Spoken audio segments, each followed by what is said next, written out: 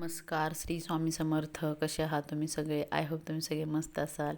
तर बघा, आपले आता नवरात्र सुरू आहे. तर नवरात्रीमध्ये आपण सगळ्या पूजाविधी वगैरे हा व्हिडिओ बघितला. तर आपण आता एक नवीन व्हिडिओ बघणार आहे. तर आपलं नवरात्रीमध्ये महत्त्वाचा विषय म्हणजे महत्त्वाचा भाग हा कन्यापूजनचा असतोय. तर कन्यापूजन हे का करायला पाहिजे? तर आपल्या घरामध्ये पण एक कन्या असते किंवा आपण ह्या नवरात्रीमध्ये 9 रूपांचं दर्शन घेतो किंवा 9 रूपांची आपण पूजाविधी करतो. तसेच आपण नवरात्रीमध्ये 9 कन्यांचेही पूजन करायचं आहे. तर नवरात्रीच्या कोणत्या दिवशी आपण कन्यापूजन केले पाहिजे? तर आपण कोणत्याही दिवशी तुम्हाला जमलंच तर तुम्ही रोज एका कन्येचं पूजन करा. तर असे 9 दिवस आपण 9 कन्येचे पूजन करू शकता. आणि तुम्हाला नाहीच असं जमलं तर तुम्ही नाही का अष्टमीला आपण कन्यापूजन कधी करायचं आहे? अष्टमीला. आणि तुम्हाला नाही जमलं अष्टमीला तर तुम्ही नवमीला करा. पण जमलंच तर शक्यतो नाही का अष्टमीलाच कन्यापूजन करायचं असते. तर अष्टमीला आपण हे कन्यापूजन करायचं आहे. तर तुम्हाला अष्टमीला 3 मुली मिळाल्या तर तुम्ही करा, 5 मिळाल्या तरी करा आणि 9 मिळाल्या तरी करा आणि तुमच्या स्वइच्छेने 11 केल्या तरीही चालेल. तर अशा प्रकारे आपण हे कन्यापूजन करायचे आहे. तर कन्यापूजनसाठी आपण म्हणजे असा प्रश्न पडतो नाही का, किती वर्षाच्या मुली बोलवायच्या? तर आपण खरं तर कन्यापूजनसाठी 2 वर्षाच्या वरच्या मुली बोलवायच्या आणि 10 वर्षाच्या आतल्या. कारण 1-1.5 वर्षाच्या मुली कशा असतात नाही का, लहान असतात, त्यांना एवढं काही समजत पण नाहीत, असं बसू शकत नाहीत व्यवस्थित नाही का. तर आपण 2 वर्षाच्या वरती नाही का मुली त्या बोलवायच्या आणि 10 वर्षाच्या आतल्या मुली. तर 10 वर्षाच्या आतल्या का? तर कारण त्या नाही का अशा कुमारिका असतात म्हणून आपण त्या बोलवायच्या आहेत. तर म्हणजे एक असं बोललं जातं नाही का, 2 वर्षाच्या मुलीचं पूजन केलं तर आपल्याला म्हणजे एक ज्या 10 वर्षाच्या मुली आहेत तर त्यांचं कन्यापूजन केलं तर आपल्याला कोणती फलश्रुती मिळते किंवा आपलं कोणतं फलप्राप्ती होते, तर त्याप्रमाणे असते. तर आपण 2 वर्षाची मुलगी जर तुम्ही पूजन केलं तर ते एक लक्ष्मीचं रूप असते. तर ते तुम्ही तिची पूजा केली किंवा आपण तिची नाही का पूजा केली किंवा तिला बोलवलं तर आपल्या घरातले दारिद्र्य दूर होण्यास व आपली प्रगती होण्यास मदत होते. तर 3 वर्षाची कन्या बोलवली तर काय आपल्याला नाही का फलश्रुती मिळते? तर 3 वर्षाच्या मुलगी बोलवली तर आपण तिला नाही का त्रिमूर्ती म्हणून पूजा करतो आपण. तर त्रिमूर्ती पूजा केल्यानंतर आपल्या घरामध्ये खूप असं नाही का वैभव, लक्ष्मी नाही का येण्यास अशी मदत होते. तर आपण चौथी कन्या बोलवणार आहात म्हणजे 4 वर्षाची कन्या. तर 4 वर्षाच्या मुलीची आपण कल्याणी या स्वरूपात पूजा करणार आहोत. तर कल्याणी स्वरूपात पूजा केल्याने काय होणार आहे? तर आपल्या घरातल्यांचं कल्याण होणार आहे. आपल्या घरातलं म्हणजे असं बोललं जातं ना की बाबा हां माझं नाही का अशा पूजेमुळे माझं कल्याण झालं आपण म्हणतो ना, तसंच आपण कल्याणी स्वरूपात जर पूजा केली तर आपल्या घराचं कल्याण होत असते. तर 5 वर्षाची मुलगी बोलवली तर तिचं आपण रोहिणी स्वरूपात पूजा करत असतोय. रोहिणी स्वरूप असते देवीचं, त्या स्वरूपात आपण पूजा करत असतोय. तर त्याची पूजा केल्यानंतर काय होतं? तर आपल्या घरातील सर्वांना आरोग्य प्राप्त होतं, आजारापासून आपली मुक्ती होते. तर आपण अशी 5 वर्षाची मुलगीची पूजा करायची आहे. तर 6 वर्षाच्या मुलीची पूजा केली तर आपण तिला कालिका या स्वरूपाने पूजा करत असतोय. आपण कालिका स्वरूपाने पूजा केल्यानंतर आपल्याला कोणती फलश्रुती मिळते किंवा आपल्याला घरामध्ये राजयोगाची प्राप्ती होते. त्यामुळे आपण 6 वर्षाच्या मुलीची पूजा करायची आहे. तर 7 वर्षाच्या मुलीची पूजा केल्यानंतर आपण चंडिकी स्वरूपात पूजा करत असतोय. तर चंडिकी स्वरूपात पूजा केल्यानंतर आपल्या घरामध्ये आपल्याला नाही का ऐश्वर्य प्राप्तीसाठी हा संकेत असतोय. तर ह्याची फलश्रुती मिळत असते. तर आपण आता 7 तर बघितल्या. तर 8 वर्षाच्या मुलगीचं कोणतं स्वरूप असतं? तर 8 वर्षाच्या मुलीचं आपण शांभवी स्वरूपात आपण पूजा करणार आहोत. तर शांभवी स्वरूपात पूजा केल्यानंतर आपल्याला कोणती फलश्रुती मिळते? तर आपल्याला विजयाची प्राप्तीसाठी म्हणजे कोणत्याही गोष्टीमध्ये आपला विजय होत असतो.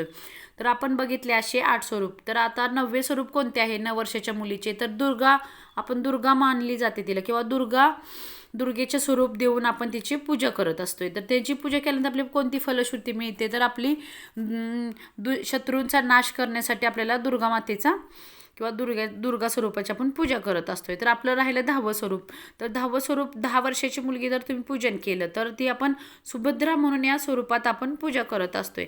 तर सुभद्रा स्वरूपात आपण पूजा केल्यानंतर आपल्याला सर्व आपल्या इच्छा आकांक्षा सर्व आपल्या पूर्ण होतात. तर असं तुम्हाला जमलंच तर तुम्ही अशा प्रत्येक वर्षाची नाही का अशी 2 वर्षाची, 3 वर्षाची अशी 10 वर्षापर्यंत तुम्ही कन्या आणा आणि तिचे पूजन करा. पण असं नाही की तुम्हाला तेवढ्याच वर्षाचे भेटतील, असं नाही भेटल्या तरी चालेल. एक असं मानलं गेलं आहे. तर तुम्ही कोणत्याही 2 वर्षाच्या आतल्या आणि 10 वर्षाच्या मधल्या नाही का मुली कोणत्याही आणून तुम्ही तुमच्या म्हणजे यथाशक्ती तुम्ही नाही का 3 आणा, 5 आणा, 9 आणा किंवा 11 आणा. आणि आपण यांची पूजा कशी करायची आहे कन्याची, तर तुम्ही नाही का आता आपल्या अष्टमीला कन्यापूजन करायचं आहे, तर आपण त्यांच्यासाठी नाही का म्हणजे जी भेटवस्तू असते, तर आता लहान मुले तर त्यांना ज्या आवडीच्या गोष्टी आहेत त्याच आपण एक भेट म्हणून आणायच्या आहे. तर त्या कोणतेही आणा तुम्ही नाही का, त्यांना आवडतं क्लिपा वगैरे किंवा रबर बँड्स किंवा काहीही असं तुमच्या सोयीच्छेने नाही का कोणतीही गोष्टी आणा. पण ह्या सगळं आणायच्या आधी आपण देवीला नाही का आपण चुनरी जी असते ना लाल कलरची ती महत्त्वाचं आहे, कारण ते आपल्याला कन्यांच्या डोक्यावरती ठेवून आपण पूजा करायची आहे, तर ती तुम्हाला आणायलाच पाहिजे. तर हे सगळं करताना आपण कन्यांच्या घरी नाही का तुम्ही आदल्या दिवशीच तुम्ही सांगून ठेवायचं की उद्या आमच्या घरी कन्यापूजन आहे, तर तुमच्या मुलींना पाठवा असं नाही का. तर असं सांगितल्यामुळं तुम्हाला त्या दिवशी अष्टमीला नाही का प्रॉब्लेम होणार नाही, कारण अष्टमीला सगळ्यांच्याच घरी कन्यापूजन वगैरे असते, तर मुली नाही का असं भेटणं थोडंसं साहजिकच नसते नाही का, भेटत नाही आहे. तर तुम्ही आधीगर सांगून ठेवा. आणि तुम्हाला शक्य नसल्यास किंवा भेटल्यास नाही तर तुमच्या घरातली एक कन्या असतेच, आपल्याला एक मुलगी आहे, तर तुम्ही तिची पूजाही केली तरी चालेल. असं काही नाही की तुम्ही नाही का आता मुली भेटणारच नसतील तर आपण काय करणार, तर जे घरामध्ये आहे तिचे आपण कन्यापूजन करायचं आहे. तर कन्यापूजन करताना काय करायचं, आपल्या घरामध्ये अष्टमीला घरामध्ये मुली बोलवल्या तर त्यांना बसायसाठी आपण बशकर वगैरे टाकायचा. नंतर त्यांना बसल्यानंतर नाही का एक असं ताट घ्यायचं, ताटामध्ये त्यांचे पाय वगैरे नाही का स्वच्छ पाण्याने धुवायचे. नंतर पायाला स्वस्तिक काढायचं दोन्ही पायांना त्यांच्या. नंतर त्या हळदी कुंकू व्हायचं, त्यांना हळदी कुंकू लावायचं वगैरे. आणि तुमच्या सोयीच्छेने तुम्ही नाही का जेवणामध्ये शक्यतो तुम्ही खीरच बनवा. खीर म्हणजे कसं लहान मुली तिखट वगैरे खात नाही, तर खीर छोले पुरी नाही का असं काही तुम्ही असं बनवा. आणि जेवण तुम्हाला घालायचं असेल तर तुम्ही घालू शकता. तुम्हाला नाही जमत एवढ्या म्हणजे आता एवढ्या नाही का गडबडीमध्ये सकाळचं आपल्याला पूजन करायचं असते तर नाही जमलं जेवण, तर तुम्ही त्यांना नाही का एक एक फळ दिलं तरी चालेल. आणि जमलंच तर तुम्ही नुसतं खिरीचा प्रसाद दिला नाही का तरी चालेल. तर तुम्ही नंतर त्या पूजेला बसल्यानंतर त्यांना हळदी कुंकू लावायचं तुमच्या सोयीच्छेने नाही का. तुम्ही ज्या वस्तू गिफ्ट तुम्ही देणार त्याच्याबरोबर तुम्ही एक एक फळ द्यायचं आहे आणि त्याच्यावरती तुम्ही 11 रुपये ठेवायचे आहेत. म्हणजे असं नाही, पण तुम्ही ते पैसे नाही का तुम्ही 11 रुपये ठेवायचेच आहे. तुम्ही भेटवस्तू दिली नाही दिली तरी चालेल, पण तुम्ही एक फळ आणि ते पैसे तुम्हाला द्यायचे आहेत व ती चुनरी. हे महत्त्वाच्या ज्या गोष्टी आहेत ना त्या आपल्याला करायच्या आहेत. तर पाय वगैरे त्यांचे असे धुतल्यानंतर स्वच्छ व्यवस्थित पुसून त्यांचे पायाचे स्वस्तिक वगैरे काढून नंतर त्यांना हळदी कुंकू लावून घ्या. नंतर तुम्ही जे खायला देणार आहात म्हणजे तुम्ही यथाशक्ती तुम्ही जेवण बनवले असेल तर तुम्ही जेवण द्या.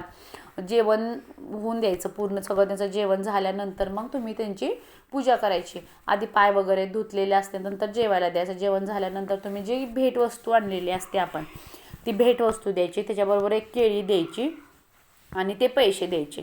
आणि ते पहिले तुम्ही जे पूजा करणार ते आधी तुम्ही ज्या चुनरी आणलेल्या असणार ना लाल त्या पहिल्या तुम्ही 9 जणी आणले असतील, तीन मुलींना बोलवलं असेल, 5 मुलींना बोलवले असेल किंवा 9 मुलींना बोलवले असेल, तर तुम्ही ते 9 चुनरी आणलेल्या 9 मुलींच्या डोक्यावरती ठेवायच्या.